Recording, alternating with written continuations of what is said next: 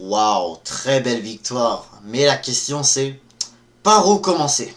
Salut à tous, aujourd'hui on se retrouve pour faire le débrief de cette rencontre entre Arsenal et l'AS Monaco. Victoire 3-0 de Arsenal face à une bonne équipe de l'AS Monaco, franchement, qui ont fait un bon match quand même, surtout en deuxième mi-temps, ils se sont un peu réveillés. On parlera de ce match tout de suite, mais avant de commencer, n'hésitez pas à vous abonner, liker, commenter, ça va faire toujours un très grand plaisir de vous avoir dans mes vidéos. Tout d'abord, je tiens juste à dire, avant de commencer, nous allons d'abord aussi parler de qu'est-ce qu'on a pu voir aussi cette semaine en Champions League, malgré qu'on ait gagné 3-0 aujourd'hui. Cette victoire de 3-0 nous a permis de nous ramener de nous ramener comme en troisième place de ce classement de Champions League. On est maintenant troisième devant les autres clubs européens. Là. Il n'y a que le Barça et Liverpool qui sont devant nous. Là nous Arsenal on a maintenant 13 points, Barça ont 15 points et Liverpool ont 18. Donc pour de vrai, je suis très content. Je suis très content, on est maintenant troisième place, on était huitième, même malgré qu'il y avait des équipes qui ont joué bien avant. Et ben ils ont pu, et ben ces équipes là nous ont comme, comment dire ça, ces équipes là nous ont vraiment mis beaucoup de pression. Quand j'ai vu, voilà, Aston Villa nous ont dépassé, Leverkusen aussi, etc. Bah Leverkusen ils ont toujours été devant nous, mais comme il y avait d'autres clubs, il y avait le Bayern, c'était le Bayern qui nous ont dépassé, voilà. Mais maintenant on a notre but c'était juste de gagner après cette performance catastrophique offensivement contre Fulham. Enfin, parce que Fulham, en tout cas, ils ont bien défendu, comme je l'ai dit. Mais il fallait qu'on se reprenait. Surtout qu'à l'Emirates, on est toujours invaincu. Donc, Wallah, je suis extrêmement content. C'est parti. Il y avait le Real Madrid. Hier, ils ont gagné 3-2 contre l'Atalanta. Voilà, le Real Madrid. L'Atalanta ont vraiment voulu une revanche de la finale de la Supercoupe. Mais ce n'était pas du tout le cas. Le Real Madrid se sont bien réveillés après déjà 3 défaites d'affilée. Après déjà 2 défaites d'affilée à l'extérieur, plus la défaite contre l'AC Milan. C'était pas fort leur affaire, mais là ils se sont réveillés vite face à une bonne équipe de l'Atalanta qui sont eux aussi champions d'Europe. Voilà. Puis aussi, il y y avait le Bayern, voilà, comme je dis, le Bayern, ils se sont facilité leur match en gagnant 5-1 contre le Shakhtar Donetsk. Il y a aussi le PSG. Le PSG, ils ont gagné 3-0 contre Salzbourg. Enfin, ils ont pu gagner un match en Champions League après leur match contre le Girona. Donc, voilà, c'était bien du côté parisien. Dit Liverpool, voilà, les premiers de la Ligue, toujours invaincus, toujours même pas un seul match nul, que des victoires. Et là, hier, ils se sont imposés contre Girona 1-0 à l'extérieur avec un penalty de Mohamed Salah. Ils sont excellents. Mais, ils sont monstrueux, mais aussi, faut préciser, il y a aussi Leverkusen. Moi qui ai parlé de Leverkusen tout à l'heure, il y a Leverkusen, ils ont gagné à la dernière minute contre l'Inter Milan. Ce qui a vraiment empêché, ce qui a eu que l'Inter Milan ont eu leur première défaite en LDC. Le premier but qu'ils ont même concédé en LDC. Et là, ils se sont bien. Et là, les Leverkusen sont vraiment de retour en feu alors que cette équipe du Bayer Leverkusen ont battu les deux équipes de Milan. Avant de passer à aujourd'hui, il y avait un match aussi qui m'a beaucoup impressionné dans cette Champions League. C'est Aston Villa qui ont gagné 3-2 contre le RB Salzbourg. C'était incroyable, franchement. Hein. Villa, ils commencent à se réveiller, hein, malgré qu'ils ont eu une défaite catastrophique contre Bruges et un match nul où ils se sont fait, disons, voler contre Juventus. Ils m'ont beaucoup. Et maintenant, ils se sont bien réveillés. Hein, et pour l'instant, eux aussi, ils sont dans le top 8. Et là, parlons maintenant des deux matchs en particulier qu'on a vu aujourd'hui, qui étaient incroyables, mis à part que l'Atlético ait gagné 3-1 contre le Slovan Bratislava. Et par la suite, tu as la Juventus qui a battu Manchester City 2-0. Encore une nouvelle défaite des hommes de Guardiola. Impressionnant, non pas impressionnant, parce que pour de vrai, ils sont en train de flop cette saison maintenant. Ça commence à devenir difficile pour cette équipe des Sky Blues. Je me demande, est-ce qu'ils vont pouvoir s'y remettre au mois de janvier, là, en tout cas? Est-ce qu'ils vont pouvoir se remettre comme ils ont fait la saison dernière, à faire que des victoires? On va voir ça, mais ça semble pas l'être cette fois-ci, à mon avis. Et puis, tu as le Barça, ils ont battu Dortmund. Dans les 5 dernières minutes. Il y a eu un but de Ferran Torres, même 2 buts de Ferran Torres dans ce match au complet. 3-2 pour le Barça, c'était incroyable. En plus, en première mi-temps, il n'y avait toujours pas de but, 0-0. Et là, le Barça a réussi à mettre 3 buts dans le Signal Iduna Park, alors que alors que Guirassy, avant-centre de Dortmund, a mis un doublé. Donc franchement, c'était un match exceptionnel. C'était pour moi, c'était le meilleur match de la semaine en termes d'intensité. Donc c'est impressionnant et le Barça continue de gagner, malgré qu'ils aient perdu contre l'AS Monaco au début. Mais là, c'est nous qu'on les a fait 3-0. C'est ça l'adverse, c'est nous qu'on leur a mis 3-0 aujourd'hui. Et là, on pourra enfin parler de ce match des Gunners contre ce club de Sud-France. Parce que moi, je trouve que la première mi-temps, on était quand même bien, hein, malgré qu'on ait eu beaucoup d'occasions qu'on a ratées dans cette première mi-temps, malgré qu'on ait eu un but, un tapin de Bukayo Saka, d'une très belle passe de Gabriel Jesus. On va en parler de l'équipe juste après, mais d'abord on va en parler de qu'est-ce qu'on a pu voir dans ce match-là. Voilà, première mi-temps, beaucoup d'occasions, beaucoup d'opportunités qu'on a ratées. Mais là, parlons de l'équipe et en commençant dans les buts, David Raya. David Raya n'a pas vraiment fait grand chose à part que voilà, une fois à Cliouche, il était devant les buts, mais il a juste tiré un peu trop doucement pour essayer de...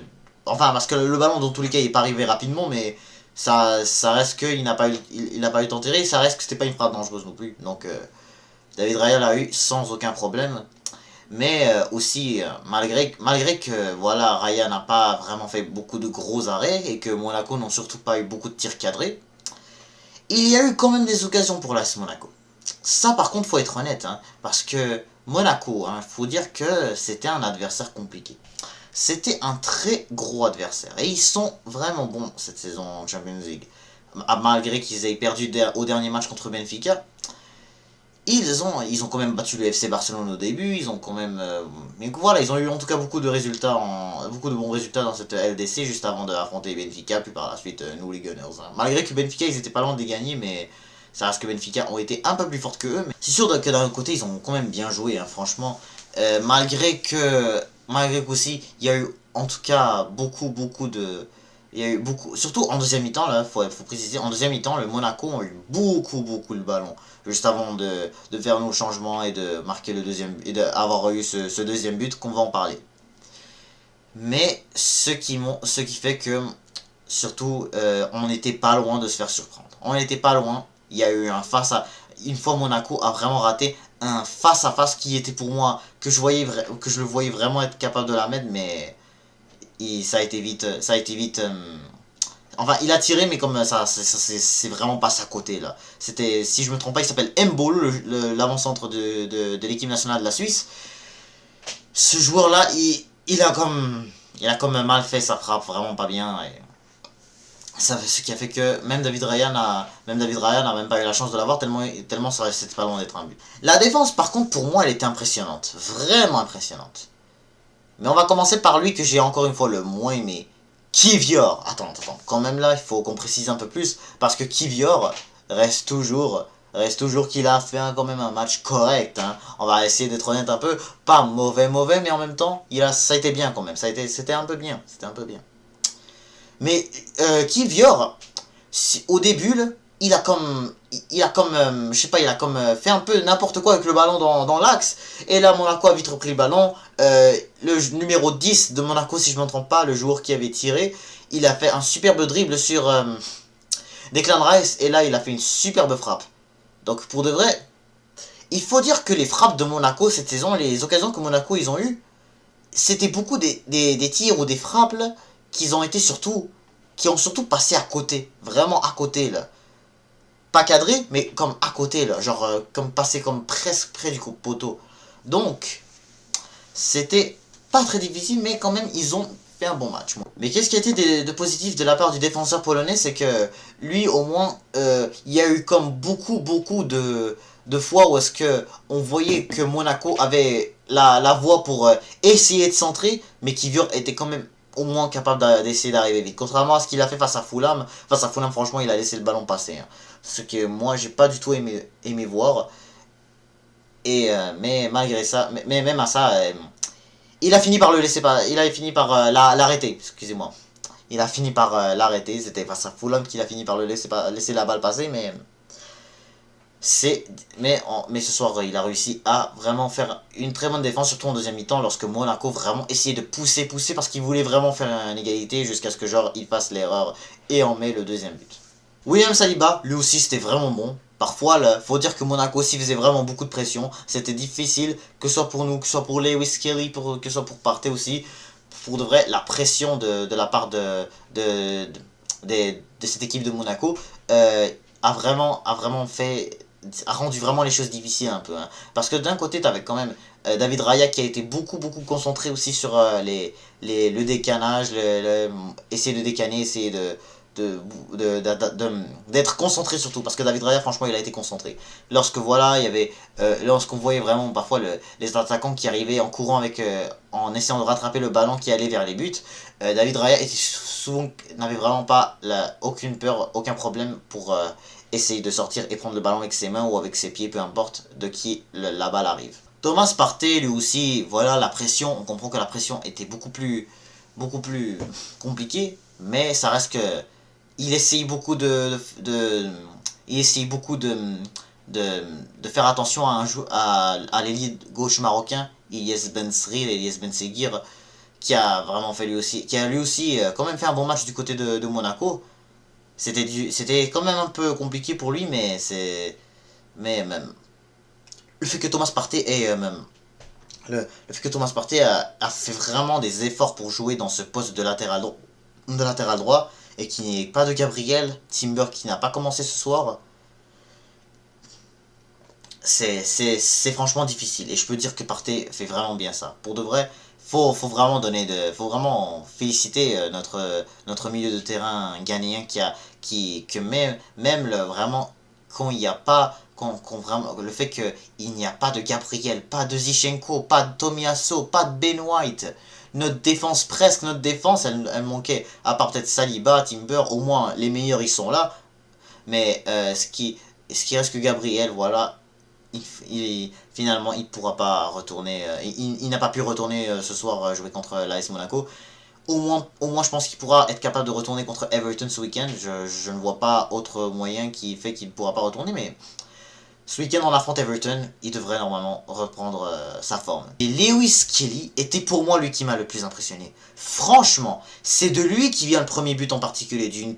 Il a reçu une très belle passe de la part de Martin Odegaard, mais Lewis Kelly a fait un superbe dribble, ce qui a permis à faire une belle passe à Jesus et Gabriel Jesus qui donne l'assist à Bukayo Saka. Franchement, Lewis Kelly, et aussi, faut dire que en essayant de décaner le ballon, Lewis Kelly, franchement, il a une fois fait un dribble de fou pour voilà, en fait, il y avait comme il y avait comme si je me trompe pas, c'était Minamino, je crois, qui était devant Lewis Kelly. Lewis Kelly a comme vraiment passé comme ça, il a comme contourné le défenseur, il a contourné l'attaquant de cette équipe française et a vite réussi à la donner à Bukayo, à Odegaard, puis voilà, malheureusement Odegaard ne l'a pas pris, voilà ce qui a fait que vite le ballon est retourné à Monaco, mais Lewis Kelly, franchement, bravo ton match, franchement tu m'as choqué, il faut qu'on lui donne un peu plus de chance, hein, parce que oui je crois de la dernière fois que je l'ai vu sur le terrain, si je me trompe pas, en première ligue, hein, bien sûr, pour préciser, parce que bien sûr je me souviens de l'avoir vu contre Preston North End. Mais si on veut parler de la première ligue, eh ben, je crois que c'était face à Liverpool la dernière fois qu'on l'a vu. Qu'on a fait match nul 2 buts partout à l'Emirates, je ne crois pas l'avoir vu une autre fois que que ce match-là au mois d'octobre. Odegaard, Merino et Declan Rice, ça c'était Rice, franchement, vraiment bien. Franchement, il a fait un bon match. Un superbe beau dribble, encore une fois, comme face à Manchester United. Il a fait encore une fois un très beau match lors d'un mercredi soir. Et encore une fois, il a beaucoup ramené de danger à cette équipe de Monaco. Malgré, en plus de ça, à côté de lui, tu avais un Mikel Merino qui n'était pas non plus exceptionnel. Il perdait un peu les ballons lui aussi, il faisait quelques fautes, faut aussi préciser. Martin Odegaard, lui par contre il m'a vraiment déçu. Odegaard vraiment décevant ce match-là, surtout la première mi-temps, lorsque voilà, là, il était vraiment pas exceptionnel. Une fois, au début, il était devant, il était devant l'axe, devant l'axe. il a comme essayé de dribbler, et là vraiment sa frappe était pas du tout bonne, elle était vraiment dans les airs, pour de vrai, même pas une frappe, on reconnaît même plus ses frappes, on n'a même pas reconnu ses frappes qu'il faisait lorsqu'il marquait de loin des fois, comme face à Tottenham en 2023, ou face à Newcastle en 2023, je précise, mais je parle qu'on a gagné, hein, pas qu'on a perdu, mais... Euh, sinon, Martin Odegaard n'a pas été exceptionnel non plus. Il a raté un face-à-face en première mi-temps. Un face-à-face. Il n'a même pas été capable de cadrer sa frappe. C'était en plus d'un superbe cadeau d'un défenseur de l'AS Monaco. Il a dribblé ce défenseur. Il a comme donné à Martin Odegaard. Vite, il a dribblé le défenseur. Et là, il était tout seul devant le but. Devant le but adverse. Et là, il l'a lopé. Il a loupé, même pas cadré, même pas un arrêt, il était même pas capable de le cadrer. C'était pas du tout sa journée. C'était pas du tout la journée à Martin Odegaard, franchement. Sinon aussi, il faut pas oublier que parfois il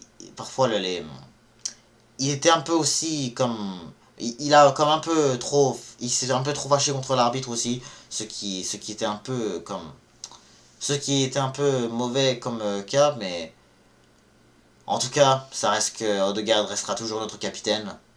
On lui donnera encore plus de chance, ça se pourrait qu'il redevienne un peu plus meilleur. Parce que là c'était pas du tout exceptionnel de sa part.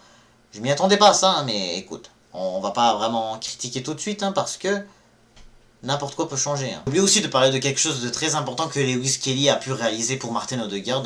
C'est que Lewis Kelly, en fait, il a fait une très belle passe dans l'axe qui a permis à Odegaard et Odegaard était vraiment comme bien placé, mais là, vite, des défenseurs de Monaco est vite arrivé. Odegaard n'a même pas pu faire grand chose, à part qu'il ait osé tirer. Mais vraiment, même pas un tir, genre même pas dangereux, pour de vrai, vraiment, même pas rien. Là.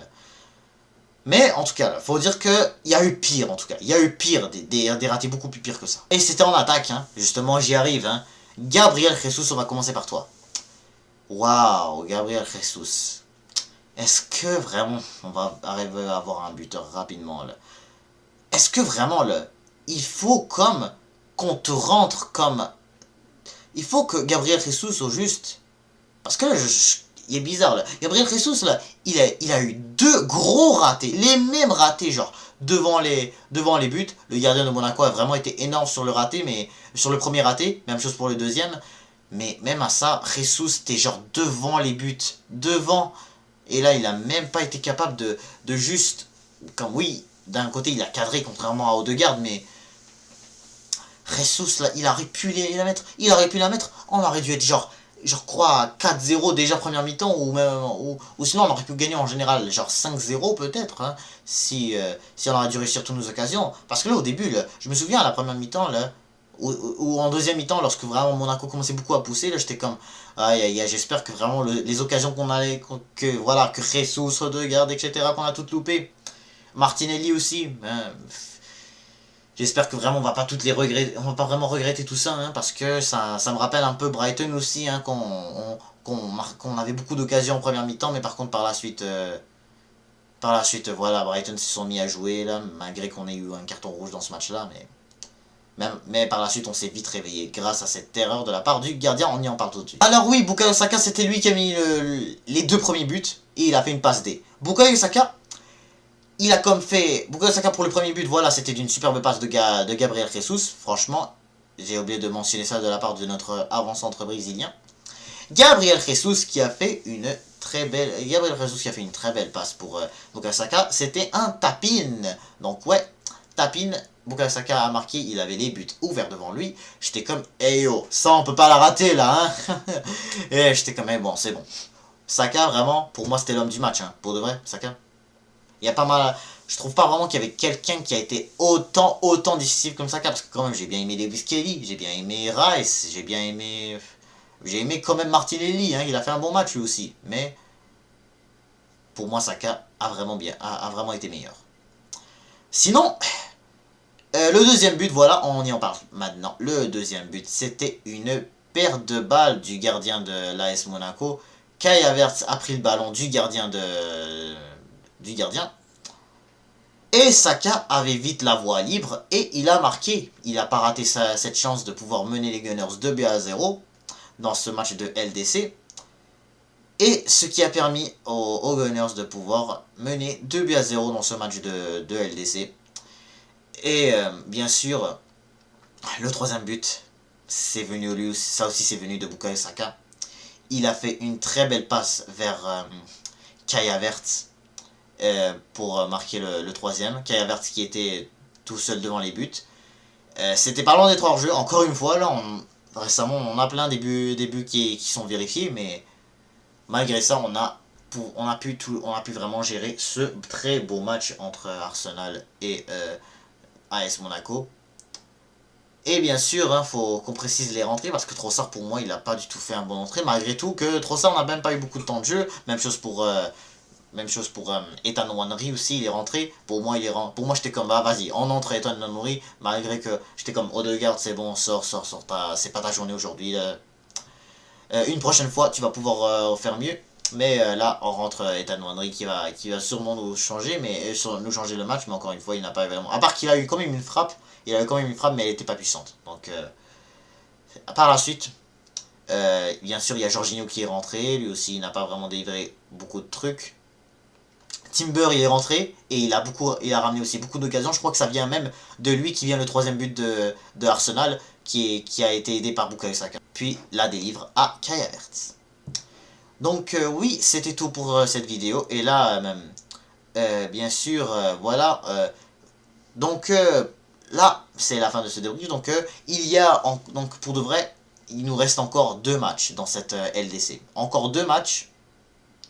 Il reste encore le Dynamo Zagreb à domicile et Girona à l'extérieur. Girona à l'extérieur. Peu importe comme vous voulez qu'on le dise, mais c'est ces 2 rencontres qui nous restent dans cette phase de ligue en LDC. J'espère qu'on pourra gagner les 2. Comme ça, on aura. Comme ça, sur 8 matchs, on aura. Comme ça, on pourra. Comme ça, on pourra avoir 6. Comme ça, on pourra avoir 6 victoires, 1 nul et une défaite. Ça serait vraiment très génial si on peut réussir à finir ce match-là, finir ces 2 matchs-là sans aucune défaite. Ça va pouvoir nous permettre de plus nous motiver à aller très loin dans cette LDC. Et pour de vrai, j'y crois. Franchement, j'y crois. Les performances de plus en plus, ils s'améliorent. Ça se pourrait que des fois, on se fasse surprendre, des fois, comme le cas de Fulham, mais il faut qu'on s'y mette. Il faut pas qu'on lâche. Hein. C'est très important de ne pas lâcher dans la vie. Il faut vraiment qu'on trouve des solutions pour que on puisse vraiment faire enfin une vraie bonne saison. C'est la fin de ce débrief. N'hésitez pas à vous abonner, liker, commenter, et je vous dis